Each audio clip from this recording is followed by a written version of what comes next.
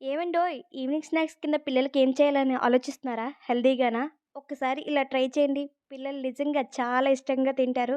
రండి ఇంతకీ ప్రాసెస్‌లోకి వెళ్ళిపోదాం. ఒక బౌల్ తీసుకొని 2 కప్పులు పల్లీలు వేసుకొని, హాట్ వాటర్ మరగబెట్టుకొని వేసుకోవాలండి.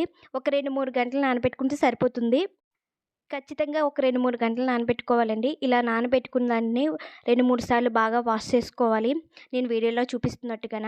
బాగా వాష్ చేసుకొని ఒక కుక్కర్‌లో వేసుకొని, ఒక గ్లాస్ వాటర్ వేసుకొని, కుక్కర్ మూత పెట్టుకొని స్టవ్ మీద పెట్టుకొని 2, 3 విజిల్లొచ్చే వరకును మీడియం ఫ్లేమ్‌లోనే ఉడికించుకోవాలండి. త్వరగా బాయిల్ అవుతాయి.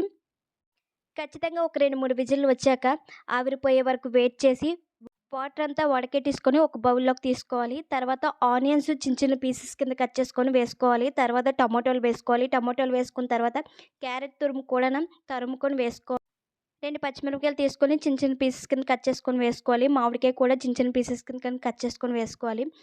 కొత్తిమీర వేసుకోవాలి. ఫైనల్‌గా తగినంత కారం, తగినంత సాల్ట్ వేసుకొని బాగా మిక్స్ చేసుకోవాలి.